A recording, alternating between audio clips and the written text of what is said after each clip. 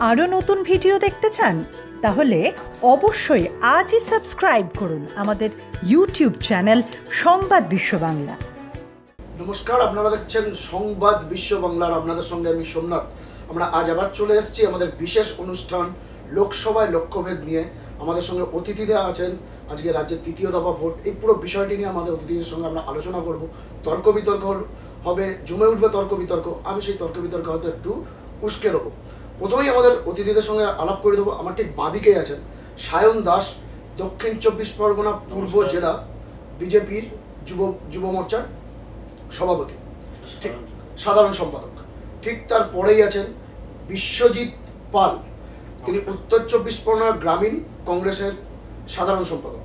আর আমার ঠিক ডান দিকেই আছেন তৃণমূল ছাত্র পরিষদের প্রতিনিধি হিসাবে, তৃণমূল ছাত্র পরিষদের সমর্থক আছেন আদিত্য চক্রবর্তী। আমরা অনুষ্ঠানটা শুরু করব। আজকের আমাদের রাজ্যে, গোটা দেশের মধ্যে আমাদের রাজ্যে তৃতীয় দফার ভোট, 5টি আসনে আমাদের রাজ্যে ভোট হচ্ছে। আসনগুলি হলো মুর্শিদাবাদ, জঙ্গিপুর, বালুরঘাট, মালদা উত্তর এবং মালদা দক্ষিণ।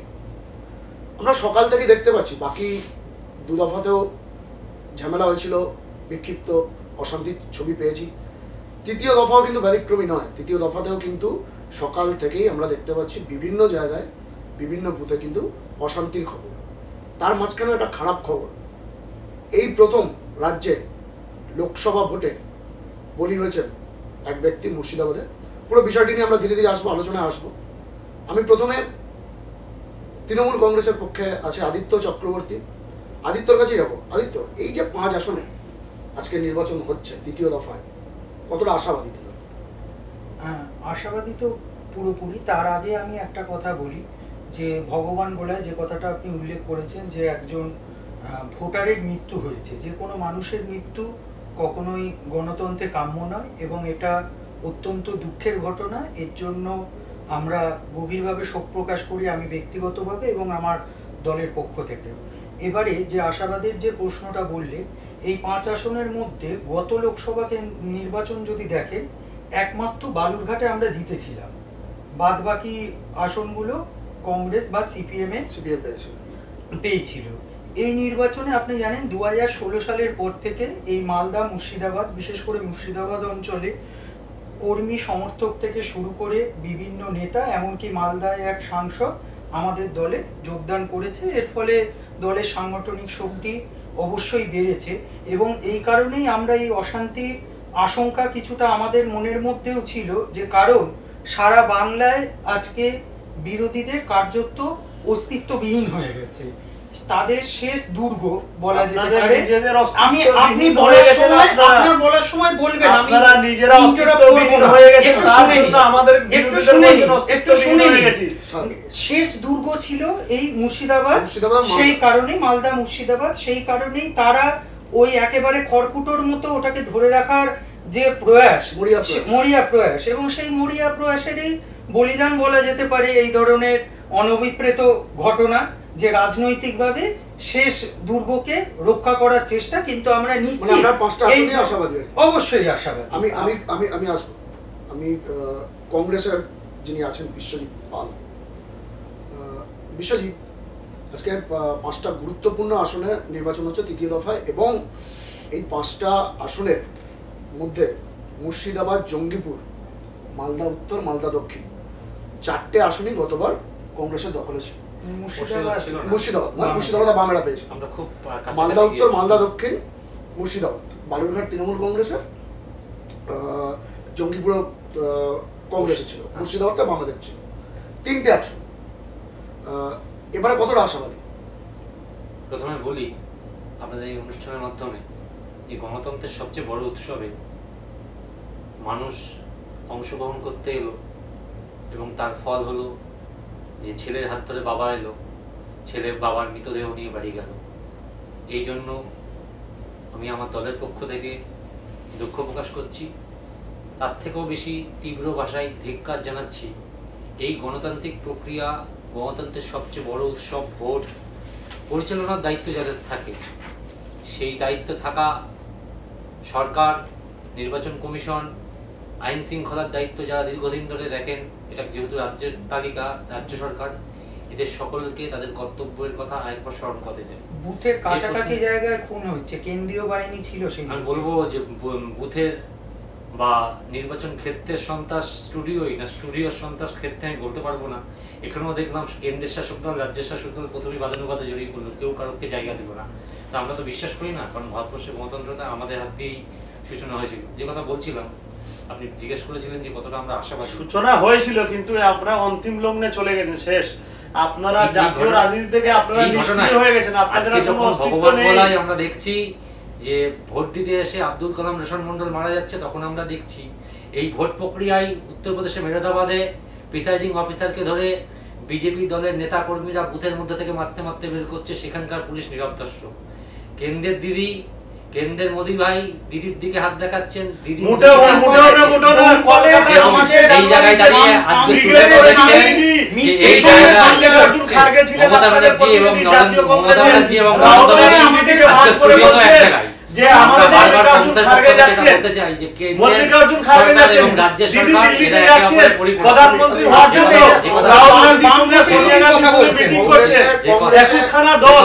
বলছিলেন সেই জায়গায় আপনাদের মধ্যে আবার মারপিট, আপনাদের কে হবে প্রধানমন্ত্রী? এই জায়গায় তো তৃণমূল এবং বিজেপি একই ভূমিকা নিয়েছে। বিজেপি প্রধানমন্ত্রী হবে এনডিএর প্রধানমন্ত্রী হবে নরেন্দ্র মোদি, আর আপনাদের ইউপিএ প্রধানমন্ত্রী হবে 545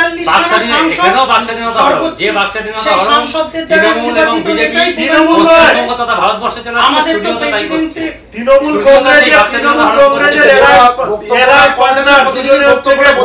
ঘরে বাইরেও স্টুডিওতে বসে যেটা আপনারা দিল্লিতে করছেন, কলকাতায় করছেন বিজেপি এবং তৃণমূল। আপনারা তো পারছেন না, আপনারা তো পারছেন না। দিদিকে বারবার ডাকছেন, দিদি আসুন, রাহুল গান্ধী দিদিকে ডাকছেন, দিদি আসুন, দিদি আসুন, বসে চা খাচ্ছি, মিটিং করছেন।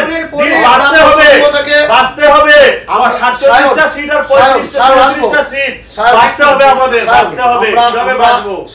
যে প্রশ্নটা আপনি করেছিলেন, আমি বলছি সায়ন, আমরা প্রসঙ্গ থেকে বেরিয়ে যাচ্ছি, আমরা আসবো, এক এক করে আসবো। আজকে আমাদের প্রসঙ্গটা আজকে তৃতীয় দফা রাজ্যে 5 আসনের নির্বাচন, যেখানে কিন্তু গতবার কংগ্রেসের যে 4টি আসন ছিল তার মধ্যে 3টি আসনে, জয়ী আসনে কংগ্রেসের বক্তব্যটা একটু আমাদের শুনে নেওয়া দরকার।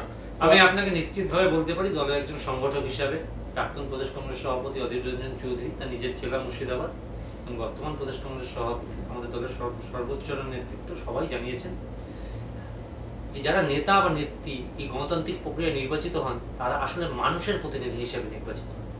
তাই যদি একজন নেতা বা নেত্রী দল ছাড়েন, সে যে দলে গণতন্ত্র নেই সেই দলে নেতা নেত্রী দল ছাড়লে সেই দল মানুষের কাছে যেতে পারে না।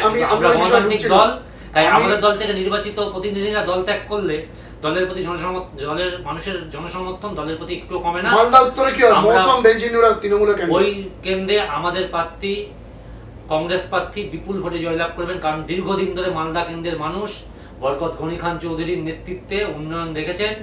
মালদা কেন্দ্রের মানুষ তথা সারা পশ্চিমবঙ্গ ভারতবর্ষের মানুষ বরকত গনি খান চৌধুরীর ধর্মনিরপেক্ষতা, উন্নয়ন সমস্ত দেখেছেন। তারা দীর্ঘদিন কংগ্রেসকে সমর্থন করেছেন এবং পুনরায়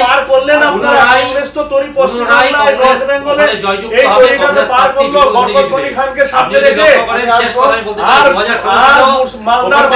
2017 এবং বিজেপি ভোট বিভাজন করে কালিয়াচকে একটি সিট জিতেছিল।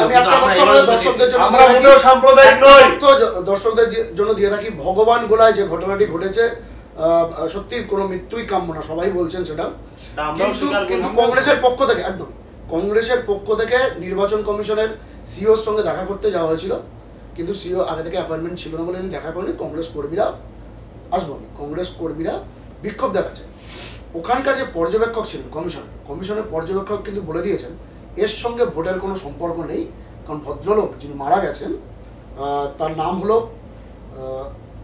ভদ্রলোকের নাম আমি বলছি পিয়ারুল আবুল কালাম, এবং তার ছেলে আরও কয়েকজন আহত হয়েছেন, তার ছেলেও আছেন, তৃণমূলের কয়েকজন আহত হয়েছেন।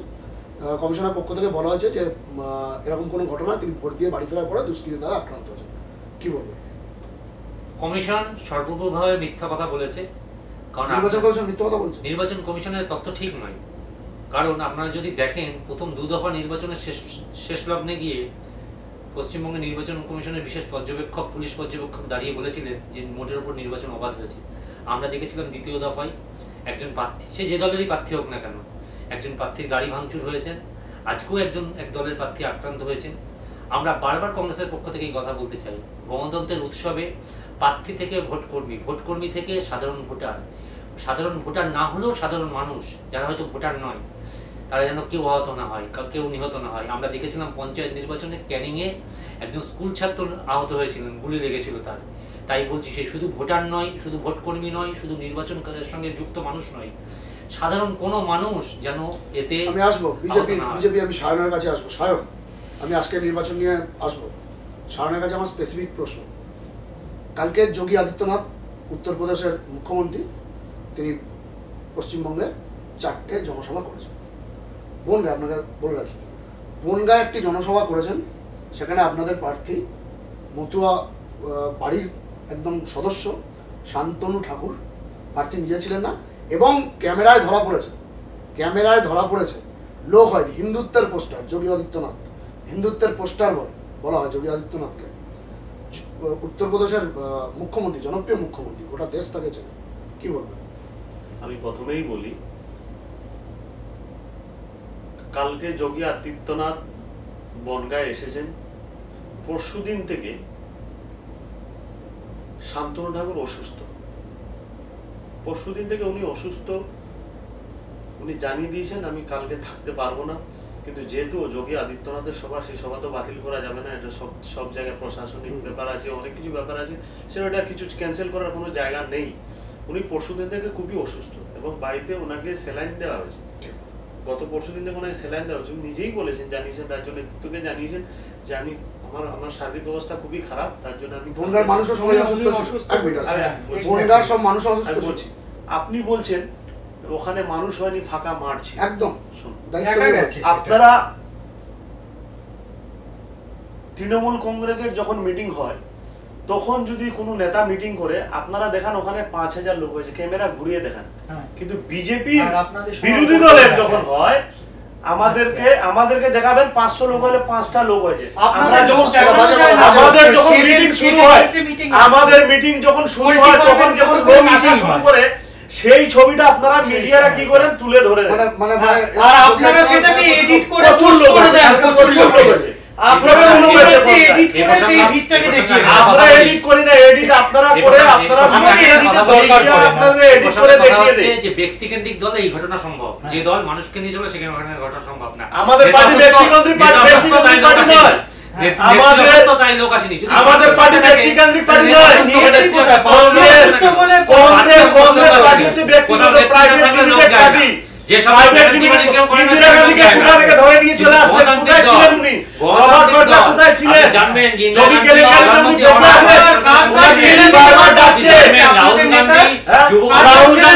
রাহুল গান্ধী কোথায় ছিলেন? হওয়ার আগে অভিষেক ব্যানার্জির মতন সভাপতি হননি। প্রিয়াঙ্কা গান্ধী কোথায় ছিলেন? প্রমোদ মহাজন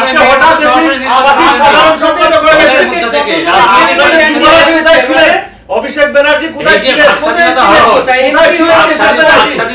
সেদিন এমপি হলেন।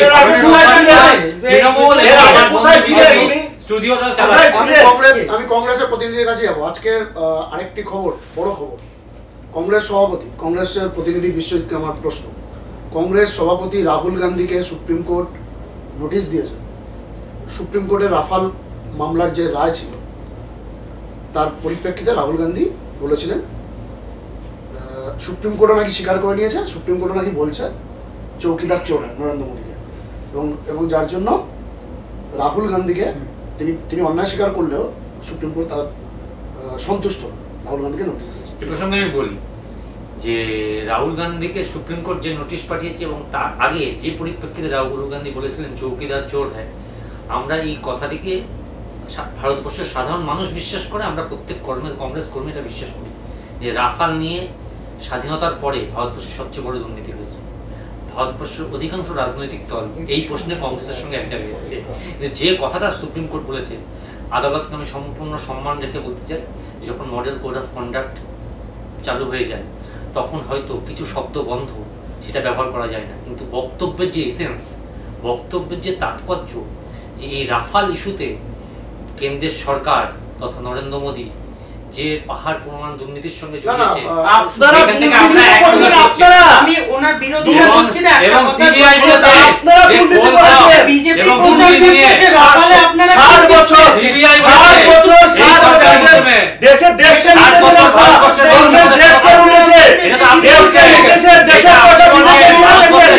লন্ডনে নিয়ে রেখেছেন, কিন্তু যে নতুন দিশা দেখাচ্ছে তাকে আপনারা বলছেন চোর। রাফাল চুক্তি সুপ্রিম কোর্ট যেখানে ক্লিন চিট দিয়েছে সেখানে আপনারা বলছেন সরাসরি বলেছে যেটা প্রোপাগান্ডা হয়েছে। এখন তো আপনারা ধরে গেছেন বলেছে যে 2G স্পেকট্রামে এখন আপনার মনমোহন সরকারের আপনাদের ইউপিএ 1 তে কত কেলেঙ্কারি বদনাম হয়ে গেছে, সমাজে পর্যন্ত চৌকি আরে সব মানে ইউপিএ 2 তে আপনাদের চুরের বদনাম হয়ে গেছে, ডি রাজা কালী নদী সবাই জেল খেটেছে, 2G 4G জেল খেটেছে, সব জেল খেটেছে। 44 সাহায্য করছেন আপনারা, আপনাদের কংগ্রেস আর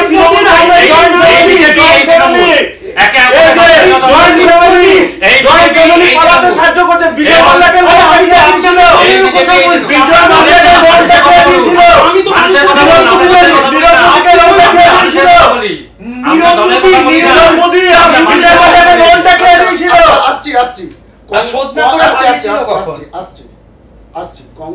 কংগ্রেসের আমলে বিজেপি যেমন সায়ন বলছে অনেকে জেল খেটেছে, কংগ্রেস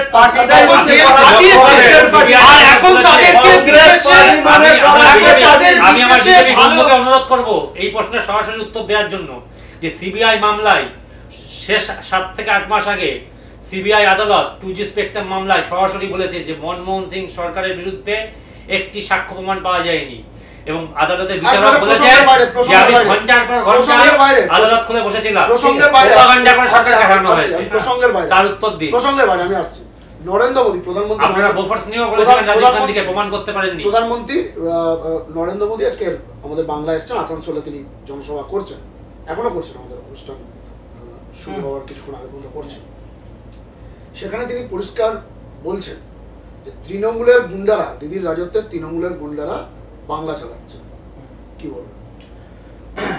দেখুন, প্রথমত বলি নরেন্দ্র মোদীর মানুষের অধিকার ছিনিয়ে নিয়েছে তৃণমূলের গুন্ডা। হ্যাঁ, আমি বলছি উনি মোটামুটি ভাবে এখানে অনেক জনসভা করছেন এবং 25 মিনিট বক্তৃতা দিলে তার মধ্যে 24.5 মিনিট মমতা ব্যানার্জি কি করেছে ইত্যাদি ইত্যাদি এই বলে যাচ্ছে।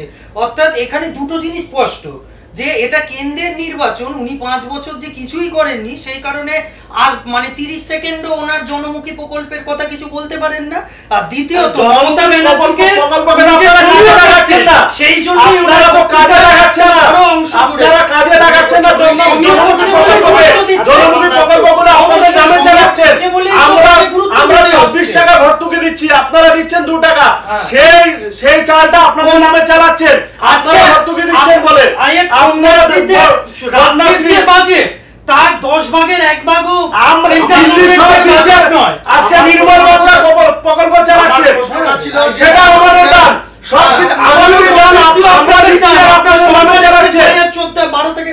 আয়ুষ্মান যোজনা, আয়ুষ্মান ভারত, সেটা আপনারা করতে দিচ্ছেন না। বাড়িতে যে চিকিৎসা উজ্জ্বলা যোজনা কোটি কোটি মহিলারা টাকা পাচ্ছে না, সেটা সবকিছু পাচ্ছে, আপনারা চালাচ্ছে, 1000 টাকা দিয়ে গ্যাস কিনতে পারছে না তারা। সঞ্চালক মহাশয় যে প্রধানমন্ত্রী সেই প্রশ্নকে এড়িয়ে গিয়ে উত্তর দেওয়ার প্রবণতা দুটো দলেরই আছে। ওনার সরাসরি প্রশ্ন ছিল বালুরঘাটে বিজেপি এবারে কিন্তু ভোটে একটা জিনিস অস্বীকার করলে হবে না আদিত্য, একটা জিনিস অস্বীকার করলে হবে না, এটা লোকসভা, এটা পঞ্চায়েত নির্বাচন নয় বা লোকাল কোনো মিউনিসিপ্যালিটি নির্বাচন নয়, যেগুলোতে আমরা দীর্ঘদিন ধরে দেখতে অভ্যস্ত, যেরকম হানাহানি করছে। লোকসভা নির্বাচন, কেন্দ্রীয় বাহিনী যা আছে, রাজ্য পুলিশও আছে, নির্বাচন কমিশনের এত পর্যবেক্ষক রয়েছে। আমার প্রশ্ন হয়েছিল, নরেন্দ্র মোদী এই অভিযোগটা করছেন এবং তিনি যে অভিযোগ একেবারে উড়িয়ে দেওয়া যাবে না, আপনি বলুন লোকসভার প্রার্থী বালুরঘাটে সুকান্ত মজুমদার লোকসভার ক্যাডাররা আক্রান্ত হতে পারে, লোকসভার প্রার্থী কি করে আক্রান্ত হয়? না প্রার্থী দেখুন একটা কথা বারবার বলছি যে কোন রকম বিক্ষিপ্ত বিচ্ছিন্ন ঘটনা কখনো হয়নি। লোকসভার প্রার্থী আক্রান্ত হচ্ছে বিক্ষিপ্ত, এর আগে সিপিএম এর প্রার্থী আক্রান্ত হয়েছে ডায়মন্ড হারবারে।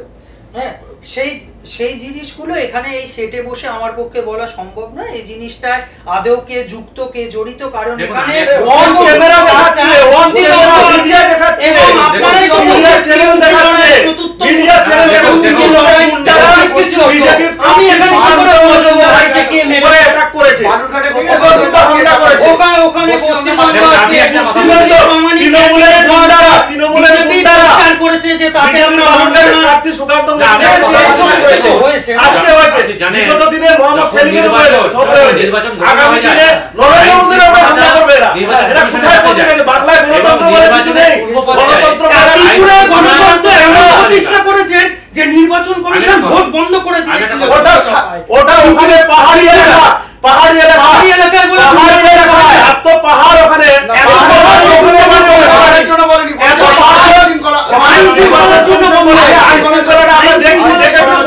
নির্বাচন কমিশনের দায়বদ্ধতা, এটা আমাদের নয়, এমনই আমাদের নয়, আমাদের বিজেপির কার্যকর্তারা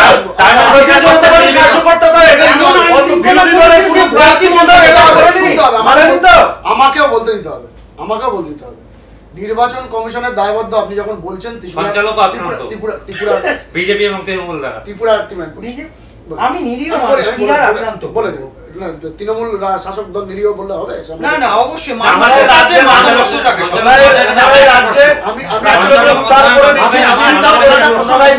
প্রশ্নটা করতে দিন, আইন শৃঙ্খলা একটা প্রসঙ্গে আসবো, এটাই আপনি উত্তর দিতে পারবেন। আমি একটা প্রসঙ্গে আসবো। সায়ন যেটা বললো এটা নির্বাচন কমিশনের দায়বদ্ধতা। আমাদের বিশ্বজিৎ যেটা বললো কংগ্রেসের পক্ষ থেকে আগের ঘটনাটি নিয়ে বললো নির্বাচন কমিশন সব তথ্য সঠিক দিচ্ছে না। ইভেন আমরা দেখতে পাচ্ছি ভোটের ঠিক আগে কখনো 24 ঘন্টা আগে, কখনো 48 ঘন্টা আগে এইসব জায়গার এসপি থেকে শুরু করে পুলিশের পদাধিকারদের সরিয়ে দেওয়া হচ্ছে, নির্বাচন কমিশনই সরিয়ে দিচ্ছে, কারণ পক্ষপাত দুষ্ট বলে। তাহলে কেন প্রার্থী আক্রান্ত হোক বা যাই হোক, এত ঝামেলা হলে সেটা কেন রাজ্য সরকার বা মমতা ব্যানার্জির উপর পড়বে না? সাহেব নির্বাচন কমিশন ভারতীয় দিল্লি থেকে এসছে, তাই তো? নির্বাচন কমিশন তো ভারতীয় জনতা পার্টির ইয়ে নয়, ওই বিজেপির পার্টির কেডার নয়, না না ভারতীয় জনতা পার্টি যে আমাদের বিজেপি ওনাদেরকে বসিয়ে দিন, কথা বলতে দিন, একটুখানি বলতে দিন আমাকে, বলুন না যেটা আপনি করছিলেন বলতে দিচ্ছিলেন না, আপনি এখন এবারে শুনুন তো, আমাদের তো আর পার্টির কার্যকর্তা নয়, ভারতীয় জনতা পার্টির কার্যকর্তা নয়, যাদেরকে বসিয়েছে নির্বাচন দায়িত্বে আছে,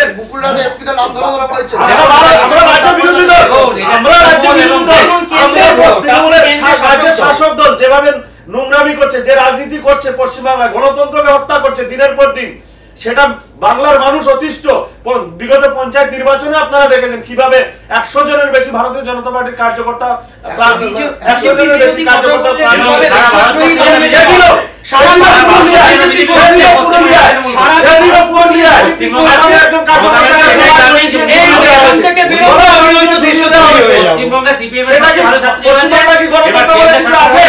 সবচেয়ে ভালো ছাত্রী হবে,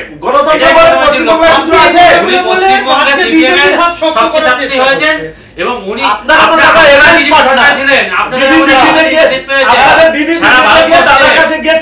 কংগ্রেসের কোন দৃষ্টান্ত নেই, একমাত্র আছে।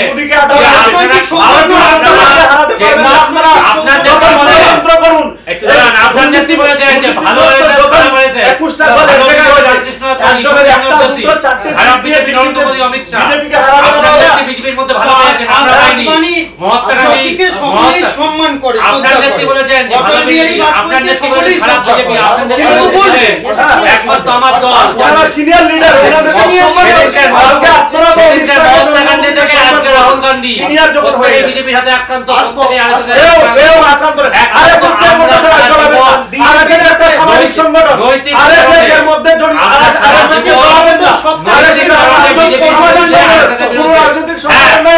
সংগঠন সামাজিক সংগঠন জাতির জন্য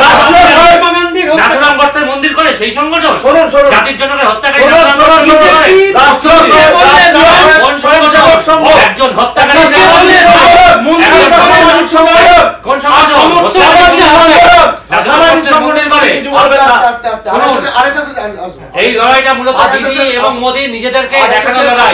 একজন বলবে একজনকে দেখো, দিল্লিতে গিয়ে আপনাদের পার্টি সংসদে গিয়ে আপনাদের সঙ্গে বসে মিটিং করছেন, রাহুল ভাই কি হবে আপনি যে বাংলাদেশ সঙ্গে বাজপেয়ীর মিটিং ছিল, হ্যাঁ বাজপেয়ীর সঙ্গে বাজপেয়ী গণতন্ত্রের সঙ্গে সারা ভারতবর্ষে কংগ্রেস এটাও দেশের স্বার্থে, এটা দেশের এই স্বার্থে, কথা নিজেদের টাকা দিয়ে বঞ্চিত রাখার জন্য যে স্বৈরাচার ছুড়ে গেছে সেই দেশটাকে যেভাবে সেই স্বৈরাচারী শাসনের মায়াবতী যে শক্তিশালী নন বিজেপি দল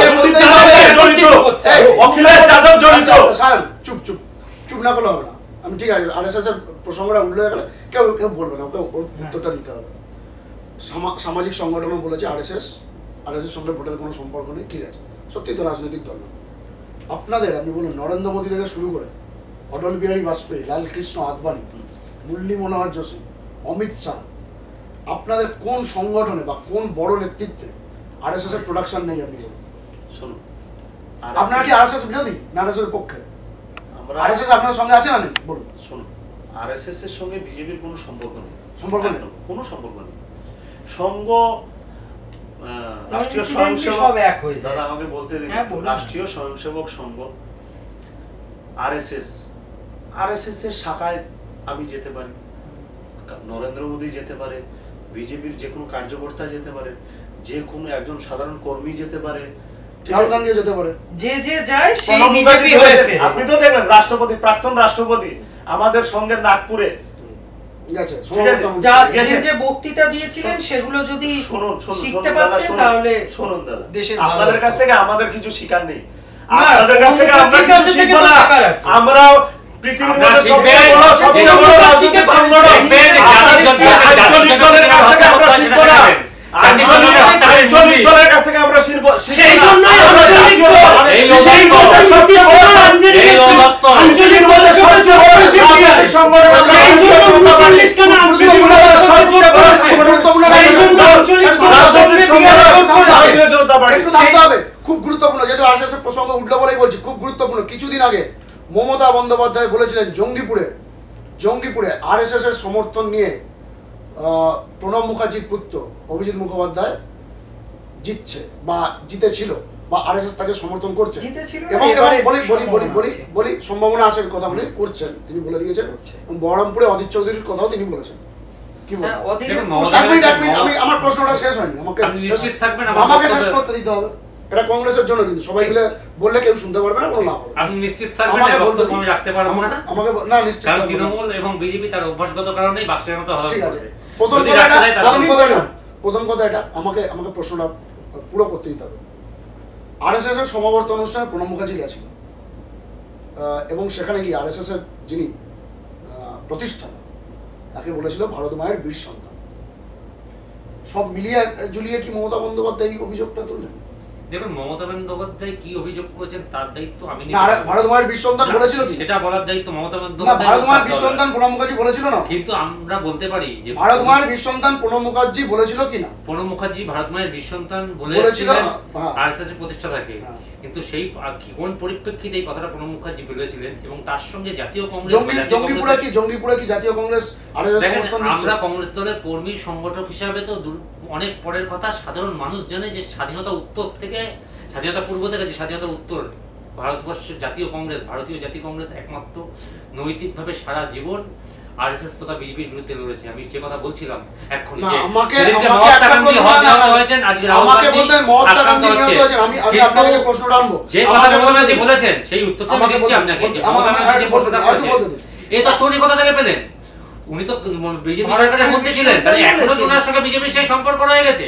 এ তো কোর কমিটির তথ্য যে আরএসএস তাকে সাহায্য করছেন। উনি তো আরএসএস এর প্রবক্তা, উনি বললেন যে আরএসএস এর প্রবক্তা, উনি বিজেপির পক্ষ থেকে এসেছেন, উনাদের সঙ্গে আরএসএস এর সম্পর্ক সর্বজন বিদিত ভালো সম্পর্ক। উনি বললেন যে আরএসএস সামাজিক সংগঠন, সেই দল ভোটে কাকে সমর্থন করছেন এটা যদি শুধুমাত্র মমতা ব্যানার্জি জানে তাহলে মমতা ব্যানার্জিকে উত্তর দিতে হবে। সে এদের সঙ্গে সম্পর্ক নেই, ভালো বিজেপি তার সঙ্গে কংগ্রেসের যে এখানে জোট হয়ে রয়েছে তার সবচেয়ে ভালো দৃষ্টান্ত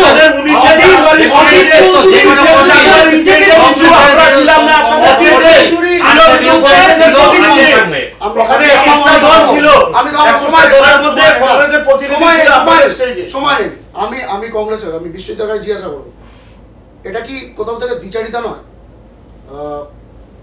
প্রণব মুখোপাধ্যায় তখন কিন্তু তিনি রাষ্ট্রপতি হিসাবে যাননি, তিনি কিন্তু রাষ্ট্রপতি, প্রাক্তন রাষ্ট্রপতি ছিলেন, যার সারা জীবনটা কংগ্রেসী রাজনীতি, তিনি আবার আরএসএস এর সমাবর্তন অনুষ্ঠানে গিয়ে তার প্রতিষ্ঠা থেকে ভারত মায়ের বীর সন্তান বলবে, এটা কি দ্বিচারিতা নয়?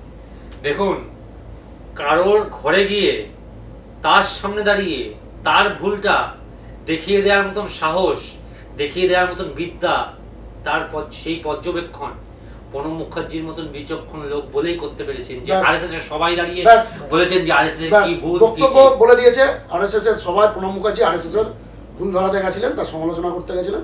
যাই হোক, বিষয়টি আমাদের আজ প্রসঙ্গ নয়, কিন্তু উঠলো বলে বলতে হলো। এবং জঙ্গিপুরে কিন্তু আজকে ভোট হচ্ছে, প্রণব মুখার্জির ছেলে অভিজিৎ মুখোপাধ্যায় সেখান থেকে ভোটে লড়াই করছেন। আমি আসবো মমতা বন্দ্যোপাধ্যায়, আমি সায়নের কাছে আসবো, সায়নের কথার পরিপ্রেক্ষিতে আমি আদিত্যর কাছ থেকে উত্তর নেব। আরামবাগে বলেছে মমতা বন্দ্যোপাধ্যায়, জনসভায় বলেছে, তৃণমূলকে একটা ভোট দেওয়া মানে নরেন্দ্র মোদী, রাজনৈতিকভাবে নরেন্দ্র মোদী অমিত শাহর গালে সবার থাপ্পড় মারা, একটা করে থাপ্পড় মারা। তৃণমূলের একটা ভোট মানে তাদের গালে একটা করে থাপ্পড় মারা। একই সঙ্গে বলে দিই, খানাকুলে, সেই হুগলি জেলাতে খানাকুলে বলেছেন, তৃতীয় দফা ভোটে বিজেপির মৃত্যুঘণ্টা বেজে গেছে। কি বলবেন? আপনার কাছে আসবো।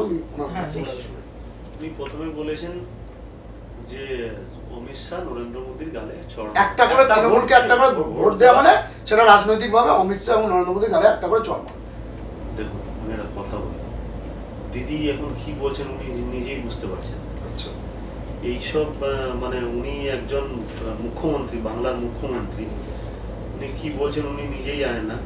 উনি রাজ্যের শাসক দল তৃণমূল কংগ্রেসের সুপ্রিমো প্রধান এবং এই রাজ্যের উনি যদি এই কথাটা বলে, নিশ্চয়ই সেটা নিয়ে আমাদের পার্টি কমিশনে যাবে। আমার মনে হয় না উনি যে কথাটা বলেছেন কতটা ভেবেচিন্তে বলেছেন, মানে মুখ্যমন্ত্রী সুলভ কথা নয়। মুখ্যমন্ত্রী সুলভ আমার মনে হয় না কথাটা, যেহেতু উনি রাজ্যের মুখ্যমন্ত্রী। ওনার তৃতীয় দফা নির্বাচনের পর আগের দফাগুলো বিদায় হয়ে গেছে, ওর মৃত্যুঘণ্টা বেজে গেল। রাজনৈতিক মৃত্যুঘণ্টা, রাজনৈতিক, হ্যাঁ, সবকিছু রাজনৈতিক, চাপটাও রাজনৈতিক ভাবেই বলেছিলেন। ভারতীয় জনতা, মৃত্যুঘণ্টা বেজে গেছে। আমি আপনাকে বলছি, তৃতীয় দফা হলো তো, সপ্তম দফা অব্দি ভোট হবে, 7টা দফায় নির্বাচন হবে, 7টা ফেজে নির্বাচন হবে।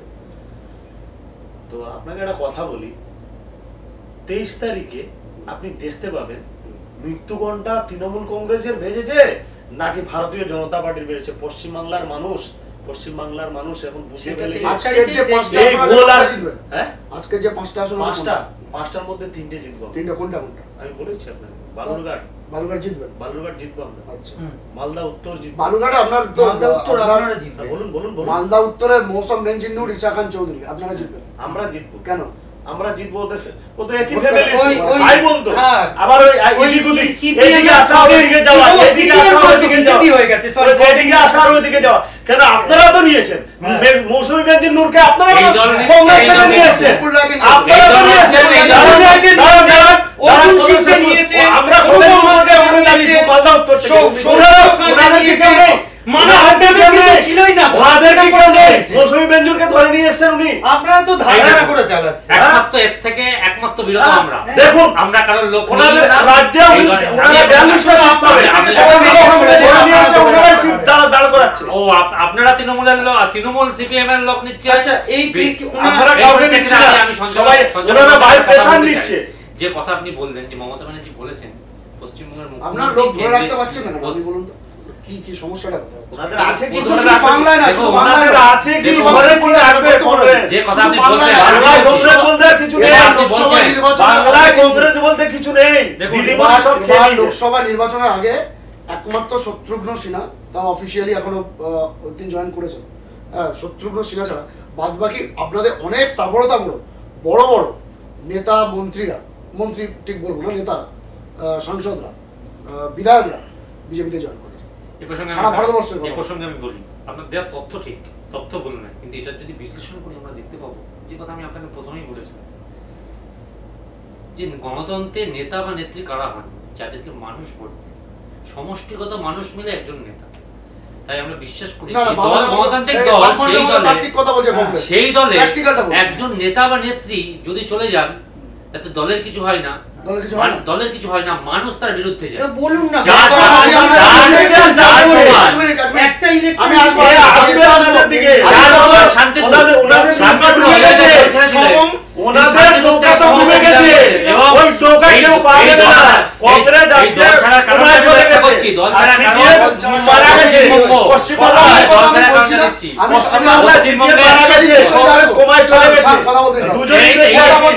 এই জিনিসটা বিজেপি কেন করছে? কাছে আসবো, আমার কারণটা বলছি, একদম কারণটা বুঝা হয়।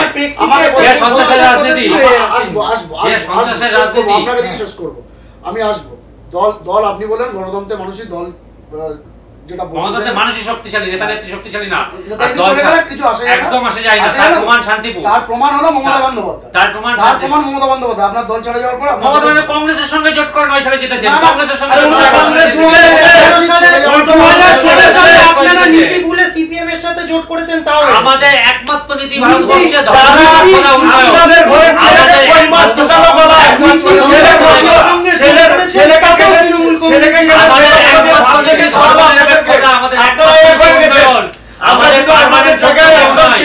আমাদের পার্মানেন্ট শত্রু সাম্প্রদায়িকতা, আপনাদের পার্মানেন্ট গণতন্ত্র জন্ম দিয়েছি আমরা। 2011 সালে বাংলার মানুষ জানে, বাংলার মানুষ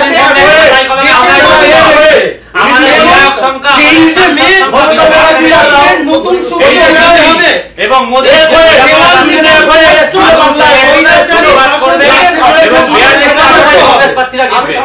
আমার একটা শেষ প্রশ্ন, আমি যেহেতু কথা দিয়েছিলাম কেন্দ্রে রাহুল গান্ধী সরকার হবে, কেন্দ্রে রাহুল গান্ধী যেহেতু সবাই বুঝবে, বিরোধী দল কংগ্রেস